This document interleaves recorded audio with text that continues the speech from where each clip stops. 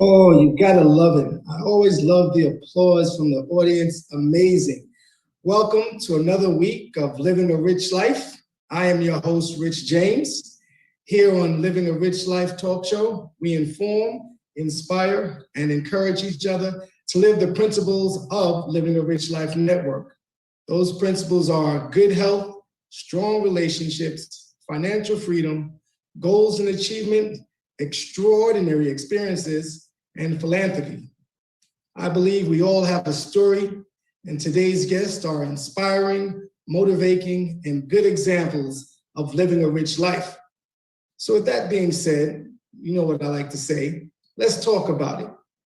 Today's first guest has provided communication support to corporations, nonprofits, and entrepreneurs since 2006.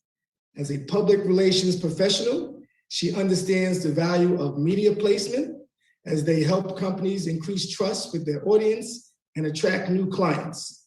Yeah, I'm definitely gonna have to work with her. Supporters and investors as well. She has secured placements on a variety of television shows, radio, digital, and print outlets, and has served as a senior producer at a local radio station right here in Baltimore, Maryland. She is an experienced public speaker with experience presenting to youth, college students, and professionals. Please welcome the talented, passionate, and experienced, the CEO, Mission Key Communications, LLC, Miss Samantha McCoy. Welcome. Thank you so much, Rich, for having me. I'm so glad to be here. Oh, well, thank you for joining. I know we've talked here and there, and finally got a chance to get you on the show. Yes. You know, and of course, you know, we have some unfinished business because I think one of my team members reached out and we want to do business with you.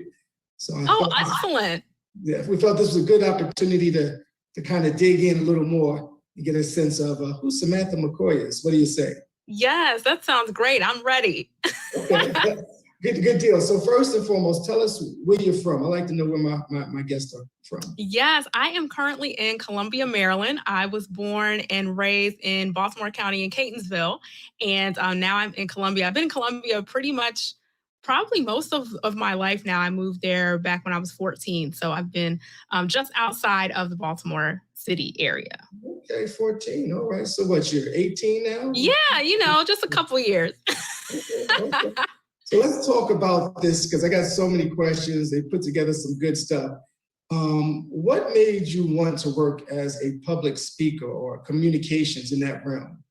Yeah, so I have had an interest in communications for as long as I can remember. Growing up, I was always very active in various organizations in my church and in youth organizations, community organizations, and I always enjoyed anything related to communications or psychology. So when I went to college, I was really kind of debating between those two, and I decided to major in communications and then minor in psychology. So I have always had a love for writing, speaking, all types of forms of communication. And so I was able to study it in school, and then I've really been using it in various ways ever since. But my entrance into public relations specifically, that actually didn't happen until after college. I had the opportunity to take on a communication specialist role at a museum in Baltimore. And it was there that I was fully immersed into public relations, what it was, and I really was able to understand the value that communications plays and what a critical role it plays in the success of an organization. So when I was at the museum, I was involved in everything from working with media, pitching stories, writing keynotes for executives, writing talking points, helping them to prepare, doing events, strategic partnerships, everything. I learned all of that at the museum, and that prepared me to enter into the business that I have today. Very, very nice. It's a very interesting story, a start of a story. So one, you mentioned college. So where did you attend college? Yes, I went to Elon University in North Carolina. It was a really small school. It's grown a bit since I've been there, but small town in North Carolina, and that's where I went to school. Okay. Well, every so often I like to hear. I'm a Morgan State graduate myself, so yes, I'm always curious to hear what my guests say for those that went down that path of. Yes, I have family that went to Morgan, so I have residual ties there. Okay. So what do you think? What skills do you need to have to be a good public speaker? A good public speaker, I would definitely say confidence is the number one skill that you need to have as a public speaker. And that's not something that you have to be born with per se. You can definitely develop that. But I think that projecting confidence, I would say that's the most important quality to have as a speaker, because you want people to not only hear what you're saying, but you also want to come across as an authority on whatever the topic is that you are speaking about. So that means not only do you want to show up with your words, you want to show up with your presence, you want to show up with your tone, you want to show up with your pace. All of those things are connected to confidence. So I would say that is the number one element and skill that it takes to be a public speaker. And then the second quality I would say is the willingness to work, the willingness to practice and prepare. A lot of times people will think that you can just get up and start talking or start interviewing if you're doing a media interview, and everything will just flow naturally. Contrary to popular opinion on that, a lot of the people that you see, I would say most of the people that you see who are the most skilled public speakers, they don't get up and wing it. There are some things that they may be able to do off the cuff if they've been doing it for years, but especially starting out, they practice over and over and over what they're going to say so that they can show up confident and polished. So I would say confidence and willingness to work are the two top skills that I think for public speakers. And I think that goes over into a few other things, right? I could definitely tell you I've once or twice tried to wing it on the show. Not a good look. I made it through, and I probably made it through once again because of Monty or someone else on the team, but that is very important. The work and preparation is key. Now, you mentioned something about courses. Do you think public speaking courses work?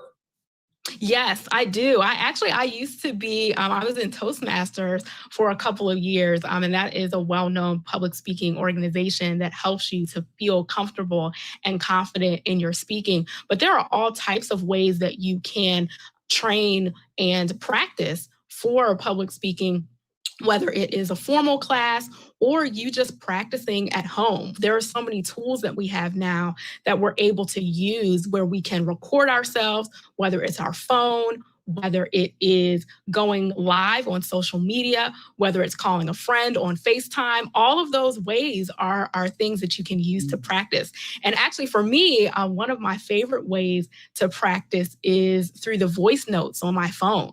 So I will kind of pretend in my head that someone is asking me a question, or sometimes I'll ask the question and then I'll pause and then I'll answer it. And then I will actually go back and listen to the recording and hear where I'm feel very confident, hear the parts where I'm a little bit shaky, and it helps me to learn what I can improve and what I did well on. So it's your voice, the reflection of your voice really tells something in terms of how confident you are in what you're saying. Yes. Okay, versus sounding feeble or really meek, so to speak. Yes, exactly. Because a lot of times people who present as shy, it may not be because they have a shy personality. It may just be because they're not as confident with what they're going to say. So sometimes that's people's kind of defense mechanism. They may come off a little bit quiet. They may not be as assertive or authoritative. And sometimes it's because they don't know what the words feel like coming out of their mouth. And that's something that I had to learn, is that a lot of times your brain and your mouth, it's sometimes it misses the connection. For example, if I started talking about biotechnology or something, I would sound you would be able to tell that I really didn't know what I was talking about because I'm not used to those words. That vocabulary is foreign to my brain. And so because I haven't rehearsed it, my brain doesn't have anything to pull from. But if you have me talking about public relations or communications, I immerse myself in that world. And so I can pull from things that I study, that I read, that I hear all of the time. And that content is a lot more familiar to me. Understood. So what techniques do you use in terms of when you engage a live audience? Is there, I would think there's something different, right? My personality changes when I'm hosting events versus having an interview via virtual, in which I really hope we get back into the studio, but don't think that's happening. That was for Monty. But what techniques do you use to engage a live audience? I'm curious. That's a great question. I would say that's something I actually really had to learn, because I have always thought that you had to present a certain way when you were in front of people. So I was trained to have a very polished presence and be very formal, be very no nonsense. People have to take you seriously, right? And so a lot of people that I admired growing up, that was how they came across to me. And so when I would engage an audience, at first, I thought that I had to do that. And I thought that I had to kind of be someone else and step into this role in order to engage an audience. But what I came to realize is that the audience really wants to feel your energy. They want to feel your personality. They want to laugh. They want to relate to you. And so once I learned that, I had really relaxed a little bit. So it definitely doesn't mean that I don't still come off as polished and professional, but when I'm in front of a live audience, I make sure that I'm engaging. So I will say, hey guys, how's everyone doing? Or I'm trying not to say guys as much anymore, but I'll say, hey everyone, how's everyone doing? How are you feeling? I might have some music. I might ask them to raise their hand if they agree with me. Just different things throughout the presentation to make sure that they're with me and they're following and that they feel that energy, because that's really important when you're in front of a live audience, because you don't want to lose them. Right. And energy is important, I think, regardless, right? I have a sense of energy when I walk into a room, whether it's, good energy. Of course, don't let just any energy in your house, but definitely when it comes to live audience appearances, that's very important. Yes. So can you tell me about a previous speech or speaking engagement where the audience reacted positively to your words, right? So whether they started laughing, they got up and started clapping. Tell us a previous speech or public speaking engagement where the audience reacted positively to your words.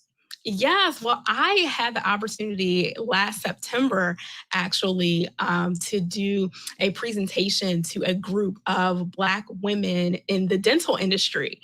And it was a very challenging presentation to prepare for me, because it was almost like biotechnology, right? I didn't have too much background in the dental industry.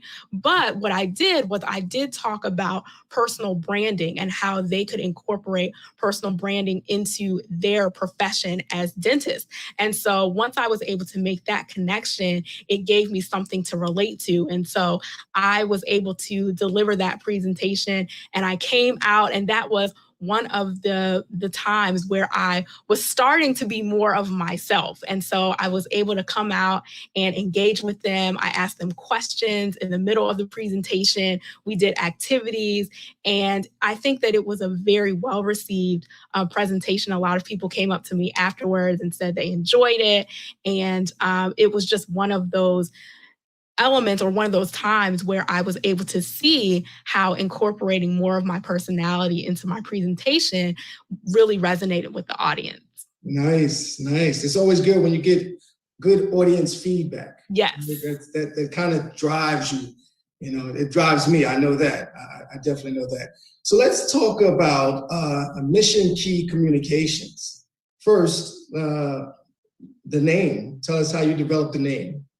Yes. So it's interesting. A lot of people have not asked me that. So I appreciate you asking where the name came from. We do, Samantha, we do research here, Living a Rich Life talk show. On top of that, Be Exposed Radio, it speaks for itself. There's nothing you can hide from us. Got it. Well, I'm glad I don't have any skeletons anywhere. So we all got skeletons. Go ahead, I'm just messing with you.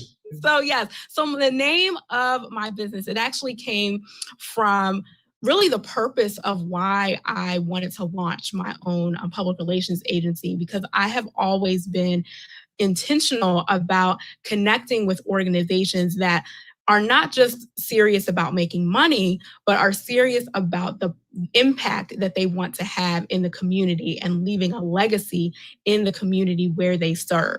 And so when I came up with the name Mission Key Communications, I thought that was a perfect way to demonstrate my passion to represent organizations that have a mission-driven and purpose-driven mindset. So all of the clients that we've worked with, I would say the common thread with all of them is not only do they provide a service or a product, but they are very passionate and intentional about giving back to their community in some way. That's beautiful. Kind of goes in line with element number 6 for me, philanthropy. Yes. Being in, you got to, and again, it's that order for me: 1, 2, 3, 4, 5. Put yourself in a position to be able to do 6. Yes. So one of the things which I love, I think everyone has a slogan, a motto, whatever you want to call it. And I noticed that within your website. So first, before we get into that, let's share with folks how they can get a hold of you, your contact information. Let's share that real quick. Sure. Yes, you can follow. Our website is missionkeycommunications.com. So that's MISSIONKEY communications with an S.com. And we actually have you can sign up right now and get 10 media pitch tips that you can use right now. So definitely want to go to the website and get that. And you can also follow me on my personal Instagram, McCoy Joy, and that's SMCCOY Joy. Very nice, very nice. So folks that are just tuning in, listening and watching, we are talking with CEO of Mission Key Communications, LLC, Miss Samantha McCoy. And as you mentioned, you go to her website now, you can get 10 tips, 10 free tips. That's what it sounds like to me. Yes, they are. They are free. They're free for now. They're not always going to be free. So you want to make sure you go and grab it while it's still up. I know that's right. So, one of the things that that really jumped out to me was your message, so to speak, which is maximize your message, elevate your voice, increase your impact. Yes. So what's behind those?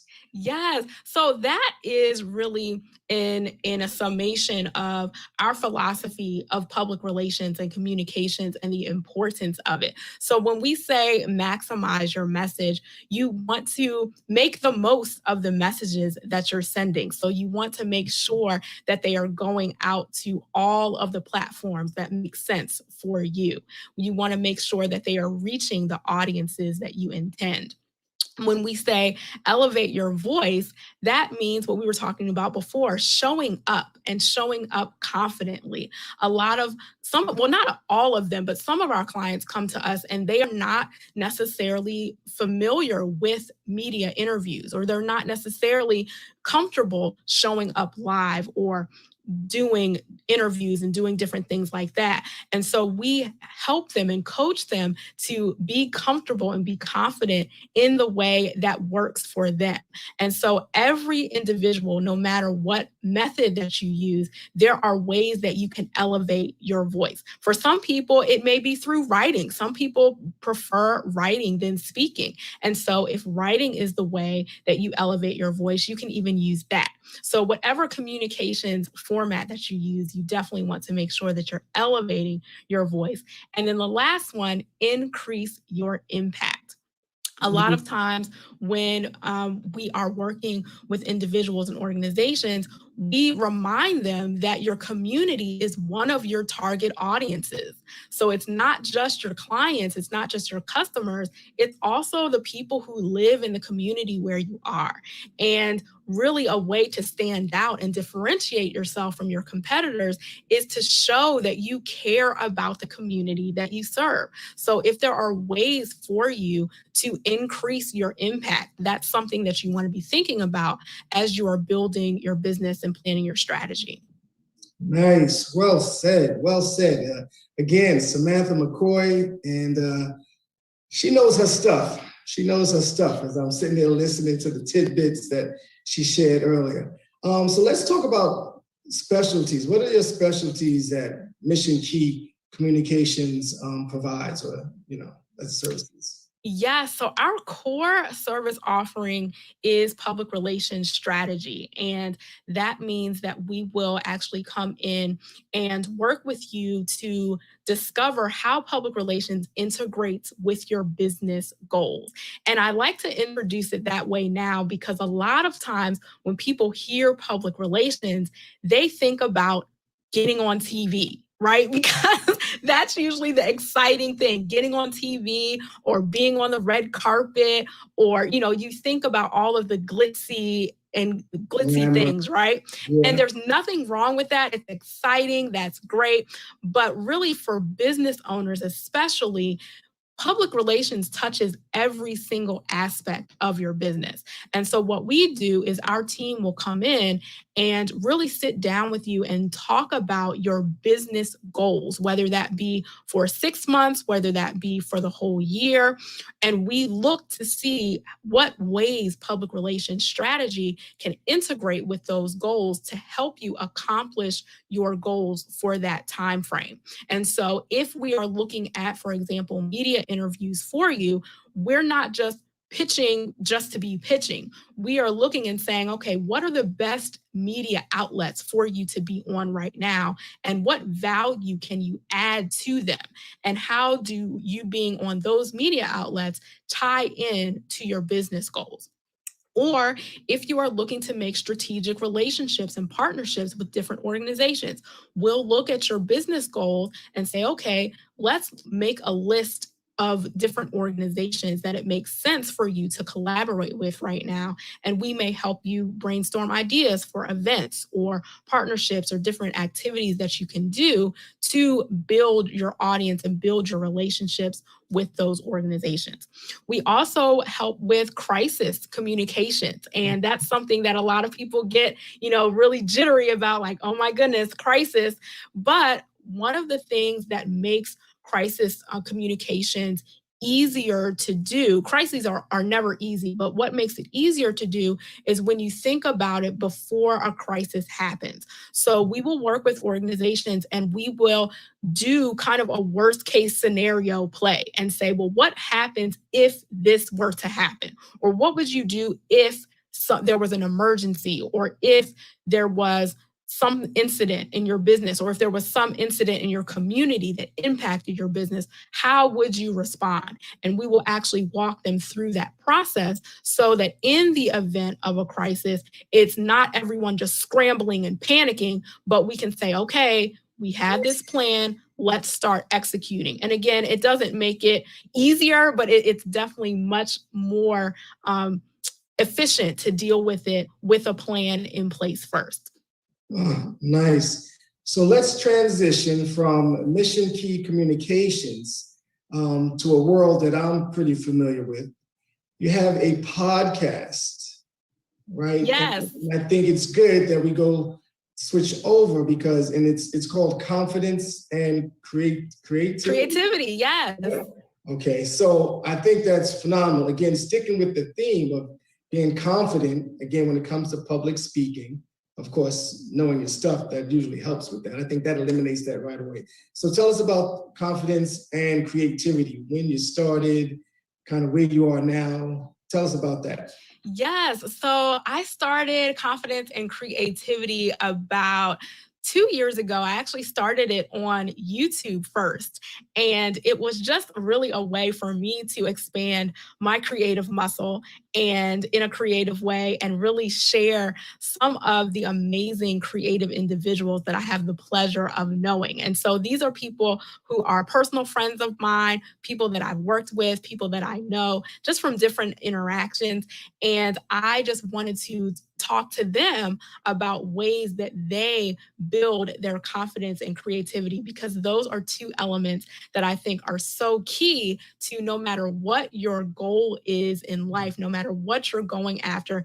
Everything involves those two elements. And so last year, I took a leap in the mid, actually, it was right, I believe it was right before we had COVID, was when I started to plan it. But I took the leap and expanded it into the podcasting space.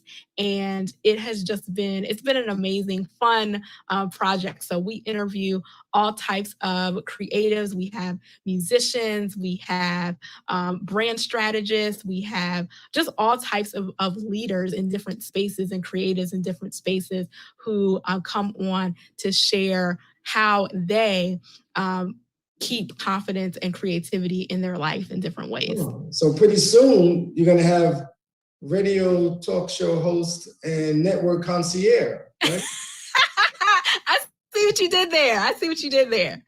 I'm just saying. Yeah, we can definitely talk about that. We're actually in the process of recording episodes for our fall season right now. So okay. You may have picked a good time. Oh, that sounds good.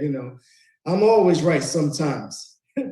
So I hear a lot of good things. I will say I'm thoroughly impressed, which actually one of the reasons I did reach out to you initially. And then I said, let's take it a step forward and get on the show. But one of the questions I always like to ask my guests, what is your superpower? I was prepared for this question because I heard you ask somebody else. I said, he might ask me this. So, my superpower, I would say, is that I am a strategist. I like to come into situations and not only look at the details, but look at the big picture. Growing up, I always used to ask the question, why? I had to know why behind everything. And now I'm able to do that. And it actually helps with strategy, because with organizations, everything that you do needs to be intentional and purposeful. So I would say strategist is my superpower. Okay, strategist. That's what's up. I think that fits. I love learning new things about people. I really do. I hear it, I take it in, and try to see how can I apply it. Right? What would that look like for Rich James? That's really why reinvent the wheel if you have something that you can. Again, you didn't make it into your own. Right? That's pretty much what I like to do when I'm interviewing guests and kind of hearing their stories. So. Excellent. Thank you for sharing. Thank you for sharing. So if you had to, you write a speech script or whatever they call it these days, what information would you use to sketch out a speech script, right? So let's say you're going to write something about Rich James. Mm-hmm. What information would you use to sketch out a speech? What information would I use to sketch out a speech? That's a great question. So I think I would first start with the goal. So what is the goal of the speech? And really looking at the audience. So I'd probably actually start with the audience first, because depending on the audience and what they need, what would resonate with them, then I would build the goal of the speech. So I would start with those things. And then the next thing that I would do is really think about a story. So what story could we tell about you? So I would probably interview you and ask you a few questions and say, okay, this story is really interesting. So I'd probably intro with a piece of that story. So I'd probably do a hook, I guess, so to get people interested. And then I would go through the rest of the speech and make some points. And then at the end, I would go back to the story and conclude it. So kind of keeping people's attention the whole time. So that's one method that I would use for writing a script like that. Oh, very nice, very nice. So again, folks that are just tuning in, we are speaking with Samantha McCoy. And I want to share this because again, as folks, we were looking at our research, you've worked, you've had some pretty amazing clients. Fox 45, Afro. Yes, no, wait, let me not get in trouble. Okay, so those media outlets are places where my clients have been featured. So they have not been clients. So if the stations are watching, don't come for me. So it's, clients have been featured in. So yes, those are media outlets. Features. Yes, okay, features. Okay. Yes, that's why it says as seen in. So those are media outlets where my clients have been featured. But yes, okay. We've been able to place our clients there. That's a major part of what we do. So that's what's up. Some featured media placements you got going on there. I'm familiar with one of them, which I know, WEAA. Yes. Morgan State University. Very, very good place. Very good place. Yes, we actually had one of our clients on there yesterday. Oh, right. So again, you got to share information so I can tune in and all other good stuff. I think. Yes, we'll do. So what would you tell your younger self? Just in terms of, again, because you've been in business now as an entrepreneur, Mission Key. Yeah, Mission Key started in 2011 and got my LLC in 2012. So it's been a little while. yeah, a healthy amount of time. So tell us, what would you tell your younger self as you was, putting things together, kind of, I don't want to say regrets because I don't have any regrets in life. It's a learning experience. Definitely. What would you tell the younger Samantha McCoy? Yes, I would tell the younger me that it's okay not to fit in. It's okay. And that was something that, looking back, I had a lot of periods in my life, especially middle school, high school period, where I just felt like, man, I'm not in with this group or that group. I never really had a group that fit. I was kind of a floater, right? And that was something that I always felt was a void as I went through so many years of my life looking for that group that was going to fit me. But I would tell my younger self, don't worry about that because life is bigger than groups and cliques. And I mean, even in adulthood, they still exist. But, but at the end of the day, it's all about being confident in yourself and who you are. And the people who are attracted to you will gravitate to you. And those who are not, they're for other people. So you don't have to worry about fitting in or not fitting in. It's just about being true to yourself and who you are and being free to do that. I'll drink to that. Yeah, I'll drink to that. One day, because normally after the show, we in the station, I usually take my guests out to eat. So let's just say I've saved a lot of money over the year. I missed out. I missed out on that. That means we have to do a rain check. Absolutely. So tell me, what was the biggest challenge or obstacle that you faced in terms of dealing with a client? That's a good question.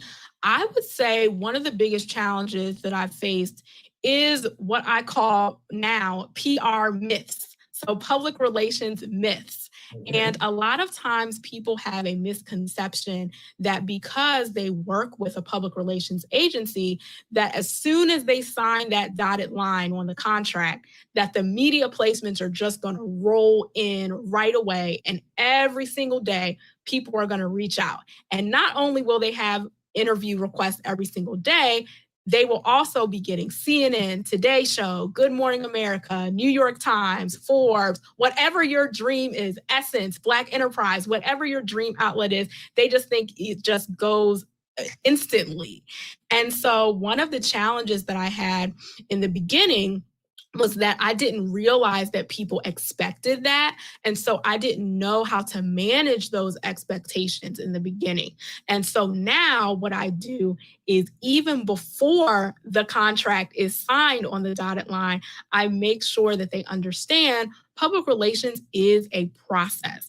And the reason that a lot of people do work with agencies is because the behind the scenes of securing a media placement, it's tedious. It takes a lot of work. It takes a lot of strategy. It's not just pick up the phone, let's do it. That's usually not how it works. And so now I make sure that I explain that to clients and to prospective clients so that they know that it is going to be a process. And so they're not expecting everything to start at once right away. Makes sense, because usually, folks want stuff instantly. This is Yes. I call it the microwave age. Yes, definitely. Yeah, that's so crazy. Everybody wants things instantly versus, there's some work surrounding it, right? Yes. There's a lot of work that goes into it. And I've interviewed a lot of party promoters, and when you go to the party, it's glitz and glam, it's a good time. But one day, a couple of times I've spent with them actually going through the motion. And let's just say I'm okay with just going and celebrating it. Right. Yeah, You don't need the behind the scenes part. Yeah, it's always a heavy lift. No matter what it is that you see, there's always anything excellent takes effort. And you may not see the effort, so it doesn't look like it, but that's also part of the excellence is not appearing, not showing the effort and the intensity that it took. Oh, I like that. Anything with effort. Anything with excellence takes effort. Anything with excellence, it takes excellence. Okay. Yeah, something like that. Okay. So what's next for Samantha? What's next you have in the works? What's going on with you? Yes, what's next? Well, I am super excited because I now have an amazing team of communications professionals who work with me. So that is one thing that I've been really excited about. And so in the fall, we are actually planning on rolling out some new digital courses and training because we are still in this pandemic world. And so we are still limiting our in-person interaction, but we have found a way to serve and provide resources to individuals and organizations virtually. So we've been kind of doing some testing last year and this year with different courses. And so now our next goal is to make some of those available on our site to people who are interested. Nice. And let's share that site again with everyone, if you may. Yes, it is missionkeycommunications.com. MISSIONKEY communications.com. All right, good deal. All right. Now, one of the other questions that I always ask is, I don't know why folks always reach out to me when I'm on the show. It just doesn't make sense to me. I'm recording, this. It always happens, right? I like to ask folks, what does living a rich life mean to you? Yes. What does living a rich life mean to me? It's actually interesting because I've been hearing rich life in some way, shape, or form pretty much this whole year. So it's almost been a theme for me in some ways. But I would say for me, living a rich life means to fully enjoy it. And for me, that means valuing myself, making room for rest and reflection, and choosing joy. Choosing joy. Okay. I like that. How do you relax and reflect? Yes, I really love going to the beach. And when I'm near water, near the ocean, that is a great time for me to relax and reflect. But other than that, I journal. I love journaling. And I also use essential oils a lot. So I got a essential oil. I want to say it's a diffuser, but it might be something. I can't think of the name right now. But an essential oil. Yeah, it's a diffuser. So I use that for aromatherapy and relaxation. So yeah, those are ways that I keep relaxing and reflection time in my days. Okay, so we're gonna get you relaxed a little bit here on living a rich life. Okay, because we like to have fun and we like to play games. So this is called Which Would You Choose? Okay. All right, so which would you choose? I'll ask the question, and there's no either or. There's no I take them both. No. Okay. So, Samantha McCoy, which would you choose? A long plane ride, your seat partner snores the whole trip, or a long plane ride, your seat partner is a crying baby? Woo! That's rough. That's a good one. That is a good one. Honestly, I would have to take the snoring. I can't do crying babies. Okay, I'll take it, no children. No, and I was like, that sounds so horrible. Apparently, you get used to it when you have them. So maybe that will come to me later. That's funny. All right, number 2. The only food you are allowed to eat will be picked by a 3-year-old, or the only films and TV shows you're allowed to watch will be picked by a very strict nun.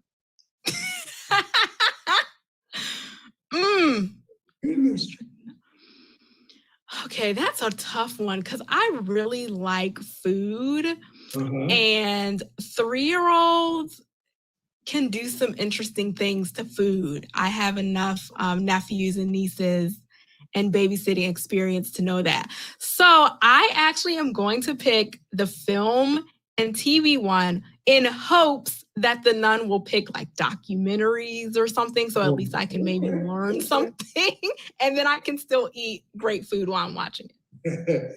Oh, that's a good way to think about it. Yeah, I'd probably pick the nuns too.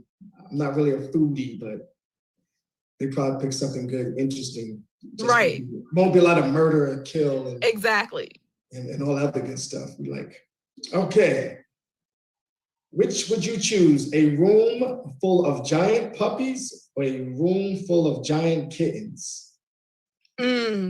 So I am not a big animal person, but I would have to choose kittens only because I was bitten by a dog recently. So I want to avoid them at all costs. Oh my goodness. So you're not a pet person. See, I am not like now. At first I was on the fence, but now I'm at a pretty solid no. Gotcha. Okay. All right. You might like this one. I know I do. Which would you choose? Access to a time machine or access to a teleportation machine? Access to a time machine or access to a teleportation machine? So teleport is you can be anywhere that you want, right?